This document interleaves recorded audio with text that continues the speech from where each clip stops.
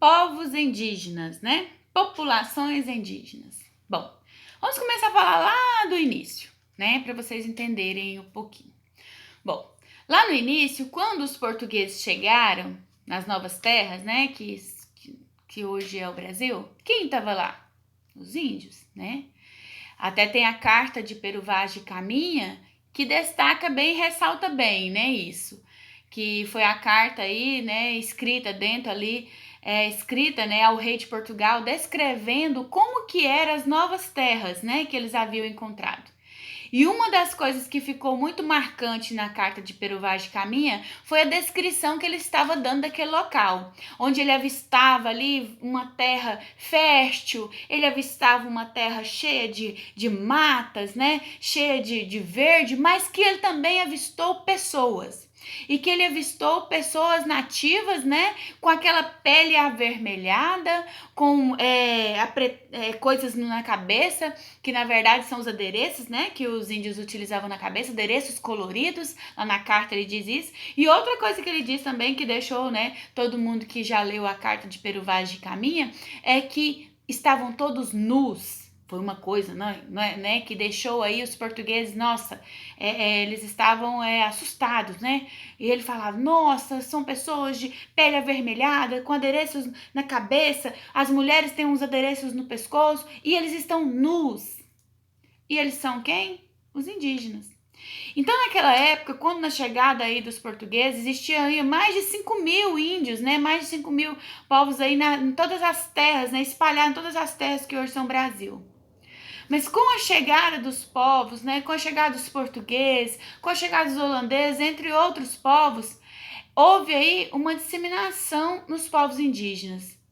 A população indígena foi diminuindo. Por quê? Porque com a vinda desses povos, trouxe com eles várias doenças. E os índios, por mais que eles eram fortes, que eles eram, né, que eles comiam ali só coisas naturais, mas a imunidade deles não era tão boa assim. Então muitos morreram, né? Muitos morreram com essas doenças. A gripe mesmo foi uma das principais que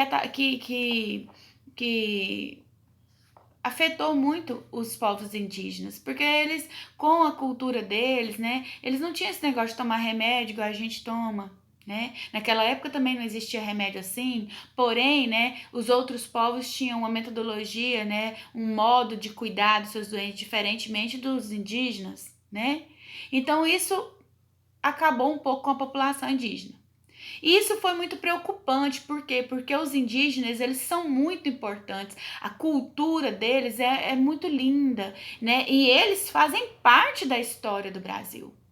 E com essa preocupação toda, né, o governamental, o governo viu que teria-se que ter terras indígenas preservadas para que essas populações aumentassem e não acabassem. Foi quando foi passando os anos, né, e foram surgindo aí, né, as leis. E aí, então, exemplo, na Constituição Federal, por lei, deve existir a demarcação de terras indígenas, né? Ou seja, terras regularizadas, né, e organizadas que serão para os indígenas viverem, né? Depois que essas terras são demarcadas, regularizadas, homologadas e tudo, elas são oferecidas para esses povos. Aí vários povos indígenas, vários índios ocupam esses lugares e ali eles plantam, eles desenvolvem suas famílias, eles crescem, né? E com isso, com esse crescimento, houve aí então um aumento na população indígena.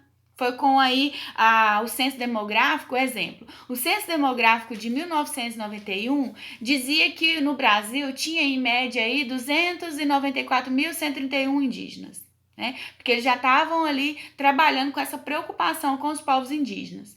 Já em 2010, com o outro censo demográfico, já viu que já tinha mais. Já tinha aí 816.963 habitantes, ou seja, índios, né?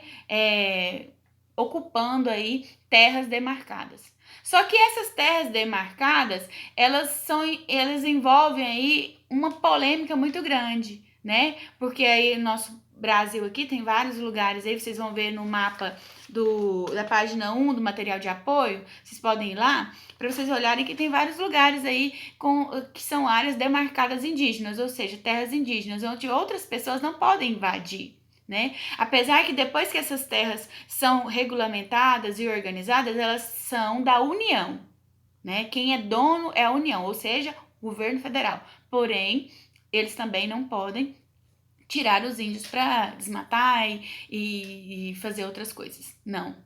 Só porque às vezes alguns fazendeiros não aceitam isso e às vezes aí tem algum conflito de fazendeiro invadir as terras demarcadas, né, pelos indígenas. Às vezes os indígenas invadem algumas terras de alguns fazendeiros porque eles acham que aquela terra é deles, porém a terra às vezes ainda não foi homologada, não foi realmente regularizada, porque só depois que ela é regularizada, né, e que ela é totalmente organizada e dita como demarcação indígena, que ela é dada aos povos. Então, tem toda uma parte polêmica aí que envolve isso, né? Que tem todo um processo bem criterioso até essa terra chegar a ser demarcada, certo?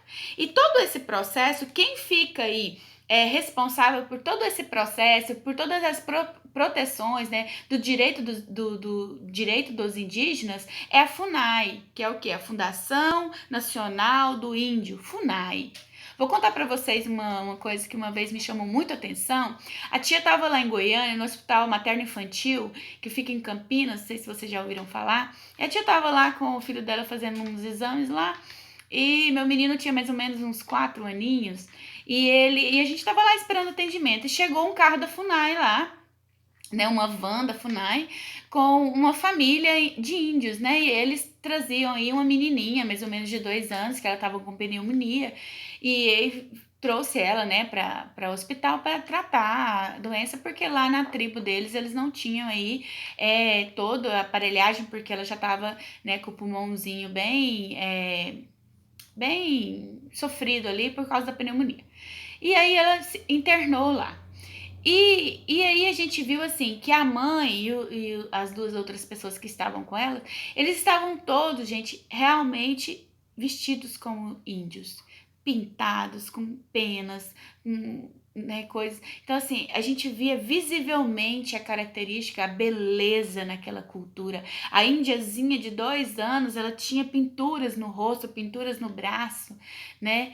E aí o carro da FUNAI ficou lá, a menininha ficou internada, eu precisei retornar, né? Fiquei mais ou menos uns 2 dias, 3 dias, esse vai e vem nesse hospital, e o carro o tempo todo lá, esperando, né? Dando assistência, ajudando aquela família. Então a gente vê que a FUNAI, ela não tá só também para a parte das terras, não. Ela tá ali para proteger mesmo todos os direitos dos povos indígenas, né? A menininha, graças a Deus, ela veio a se recuperar, né? E aí até o dia que a menininha foi embora, a gente tava lá, meu menino tava fazendo os últimos exames, né? E ela saiu com salva de palmas e tudo, todas as enfermeiras encantadas, né? Com a menininha e tudo. Então a gente tem que ver que aqui em Goiás mesmo, a gente tem, né, povos indígenas aí, índios aí morando na nossa cidade. A gente vê, esses dias pra trás eu vi uma moça, né, mais ou menos ela deve ter uns 18, 19 anos, pintado o rosto, né, aquelas coisas que eles marram assim no cabelo, com aqueles colares todo diferente. Então a gente tem que a gente tem que admirar, né, que são pessoas que trazem, que enriquecem a cultura do nosso país. Então eles merecem sim, né? Eles merecem sim o seu local para eles viverem, né? Para eles se desenvolverem, para eles praticarem sua cultura, sua agricultura, para eles sobreviverem. A gente sabe que todos os povos têm coisas negativas. A gente sabe que nem todos os índios vivem como índios, né? A gente sabe. Tem muito índio que gosta de tecnologia, né? Mas tem muito índio que ele quer viver como índio, ele quer viver lá como os seus povos, quer praticar suas culturas, seus rituais, tudo que é.